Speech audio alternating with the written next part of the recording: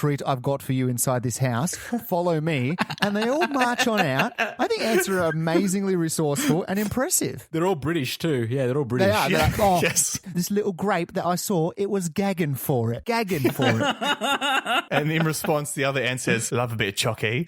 Love a bit of chocky. Love it. But that's a good point. We had that actually happen in our house recently. I left a piece of chocolate in my work bag that I forgot about. And it was like half open, right? Woke up in the morning, there was a trail of ants from my living room, of the other side of the house, all the way to my bag. And they were just hauling ass back and forth.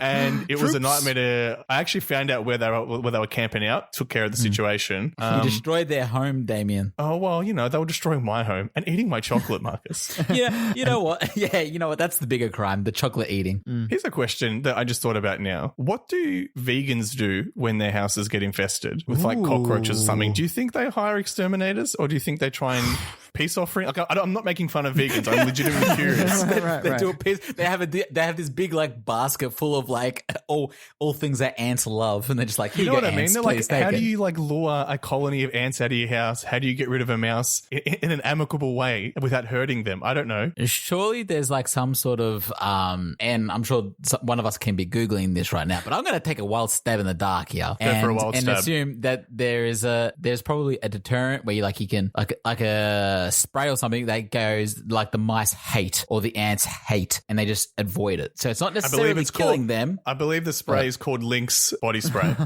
Lynx Africa is what it is. Yeah, Lynx Africa. Yeah. It's funny because I've just done a Google search now to see. It says veganism is against the exploitation of animals such as insects, against the harsh condition in which they are bred. If you kill a fly, you are doing it because you know that it is polluting your house, and you don't do it feeling anger. You do it only because you know that you must act. That was like the first response that I've got on vegans' belief on pest control. Okay, interesting. So it's kill or be killed. Right. Yeah. That fly was going to kill me. The vegans are also British, by the way. Yeah, it's the only accent Tom can do. Yeah, it's British.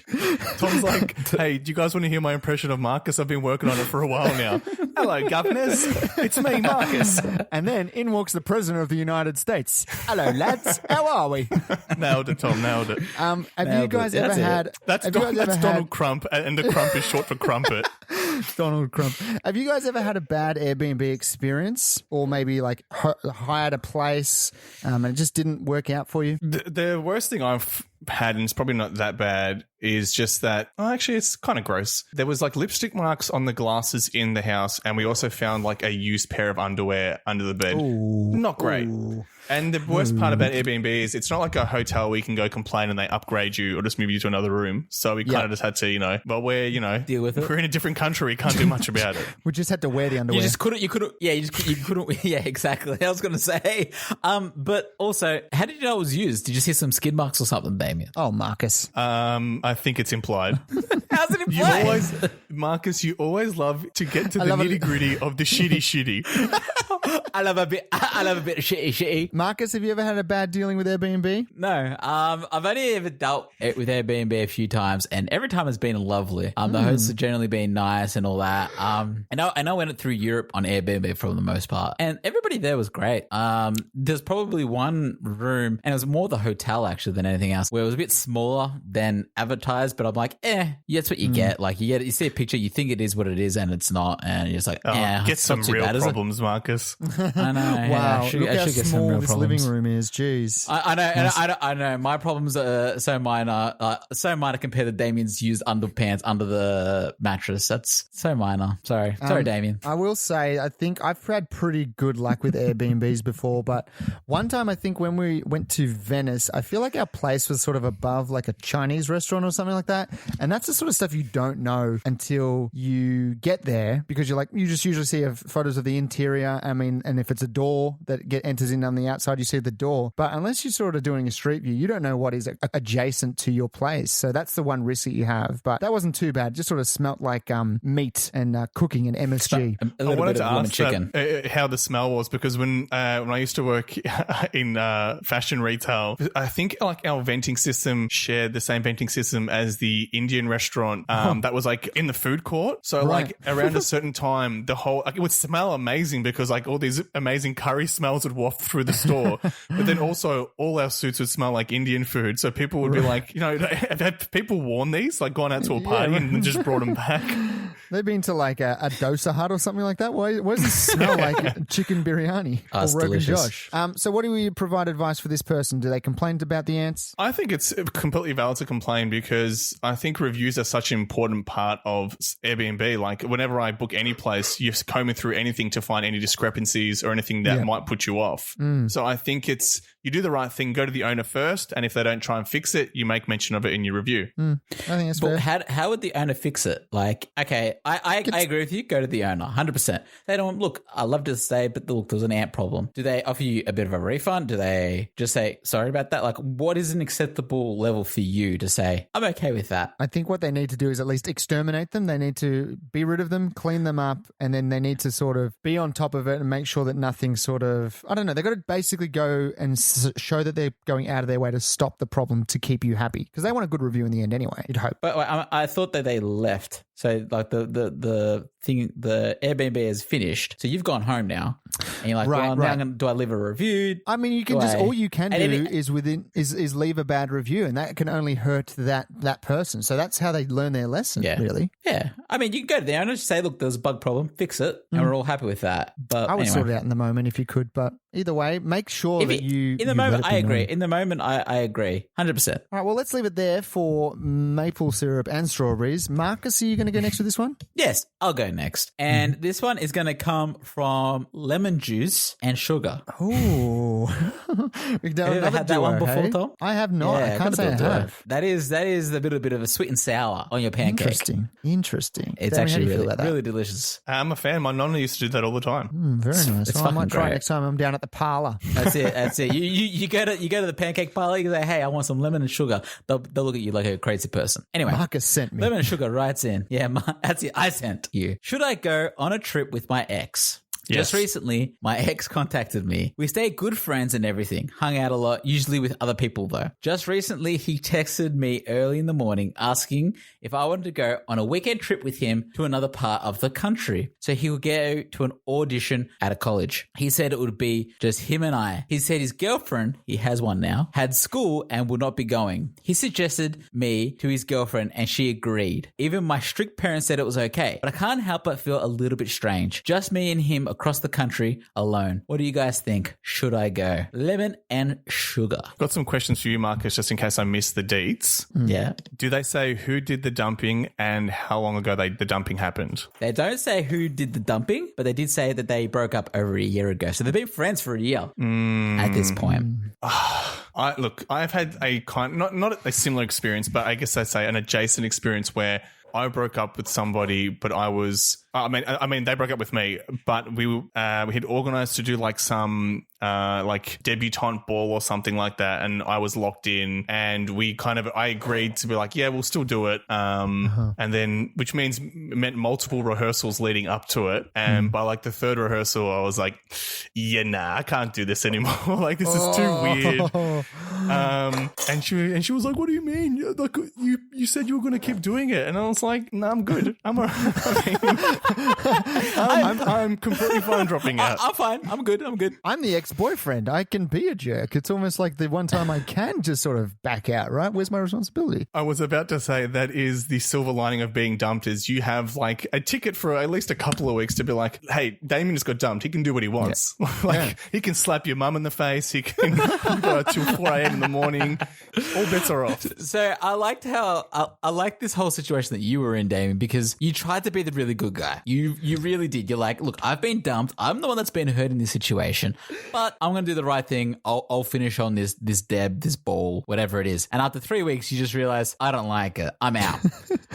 But the best part about all that is, I reckon that's slightly worse. Like, I mean, you tried to do the good thing, and then, all right, fair enough. And I understand from your point of view, but from her point of view, she's like, I could have got somebody else in that 3 weeks. They could have learnt all the dance steps, and we would have been sweet. But now she got fucked over. Good on you, Damien. You showed her. All right, Thank you. I like to You got your revenge. I like to think that Damien was just like, now's my chance to win her back with my dance moves. And then he realized that he was not Fred Astaire and he actually has no rhythm. And he's like, whoa, I'm in too deep. This is a mistake. I'm backing out. It's not going to happen. I'm getting the fuck out of here. Yeah. Thank God that even though I was young, I didn't think that was a way to win her back with my dance moves, because that wouldn't have ended well for me. That would have been horribly. Just like me sitting on a chair, pulling a cord and water dropping down on me like in Fame. Flash dance or something. You're going to live forever. Sorry, whatever it is. Yeah. Splash dance. Yeah. Okay, so this is an interesting situation. I feel like this could happen to friends as well. You could book a Europe trip that's a couple of months in advance or a year in advance, and then you sort of have a falling out with that person, but you still got to do Munich with Kevin, and Kevin's a prick. How do you deal with that? I wouldn't want to do Oktoberfest with the. Actually, no, Oktoberfest with the pricks all right, because then you can lose them really easy in the crowd. Plus, drinking makes it easier. Yeah, or worse. I think it comes down to the way the people broke up as well. Like in my situation, it wasn't a good breakup, so it got to a point where I was like, I don't know this person anything. Like the way things ended, they were the jerk. So why am I trying to, try and be a good person when I wasn't treated that way to begin with? I 100% agree with you, but they were friends for a year. So surely after the year they've mended their relationship, they've realized, hey, we're not a couple. We can't really do the relationship to get thing together, but maybe the friendship they can do. Like, I guess I feel like that year, like, I mean, if they just broke up, I agree with you. Don't do it. You don't owe them anything, but it's been a year. I guess the one thing you have to ask yourself is like, is there life after the relationship? That's the real question that they're asking. Can you move on? Can you go on? Yeah. And then exist in some way as friends? What level of closeness is acceptable? What level is too weird? Yeah. I am of the opinion that I don't want to be friends with any of my exes, and I have had that opinion from the get-go. All my exes live in Texas, and that's because I ship them there so I don't have to see them. I send them there. I think after the first breakup that I had to deal with, I realized, and I tried to keep it friends for like a couple of months, and I realized I got dumped and I hate this. I don't need to be anybody's friends. Fuck this. And from that point on, I was like, I don't want to talk to any of my exes. In this situation, I do think there is possibility for friendships to blossom after a relationship. I do think that can happen, but I would, if I was the guy's new girlfriend and then he told me I'm going away for a weekend and the one person I chose to invite was my ex-girlfriend, I'd be like, you've got other friends, right? Like, surely somebody else would come. I'm not a jealous person, but I'd kind of be like, it's an interesting choice there. Am I wrong in thinking that? Out of all the people you chose the person that you've seen all their dirty bits. Yeah, I would almost assume that there's got to be some sort of an ulterior motive towards the guy. Let's assume that he was dumped and he's just like trying to maybe win her back over, tempting her with a free trip, if you will, or an option of going and doing something. I don't know. I feel like there's a bit of it's not going to be even. It's not going to be even mutual feelings. Someone's going to feel a little bit stronger for the other. Yeah. And the fact that they've written in this question and they feel uncomfortable means that their friendship probably isn't that good to begin with anyway. Yep, that's it. Not invite away for a weekend good anyway. No, yeah, exactly. No, that's true. Especially if he's paying for it all and you're like, You don't want to feel like you have to owe them something, or it's just like, oh yeah, you broke my heart and now I'm doing this for you. So like, now you owe me a favor, get back with me. Yeah. Also, how interesting could a weekend away be when you're going to go check out a college? Like when I went to go see my universities, I was the one going and I was bored. I'm like, yeah, it's a building. Like, I don't care. It's the coursework that I care about. Yeah. Maybe that's the thing. It's like, you deserve this. You fucking wasted years of my life. I'm going to waste a weekend while you sit in the waiting room and I do my auditions for college. So petty, but so worth it. Worth. I think it does sound like it's from America. I think American colleges are slightly different. There might be some parties to go to. It might be a bit of fun. But I also agree with both of you. I think you're both hit the nail on the head. If it's across country, I wouldn't want to be stuck in a car with them. I don't care how good of a friendship it is. You still used to go out with one another. There still could be feelings lingering around. I think it's a good assumption.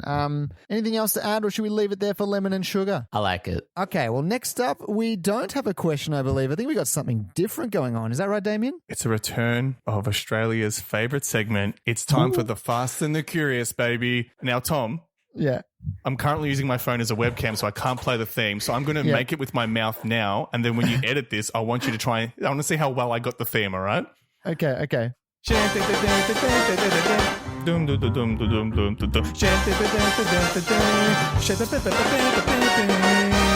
That is right, everybody. Welcome to Australia's favourite segment, The Fast and the Curious, Tokyo Swift. The segment in which we, the questionnaires, answer a rapid round of polarizing and perplexing questions, ranging from things like, does a straw have 1 or 2 holes, to giraffes, too tall?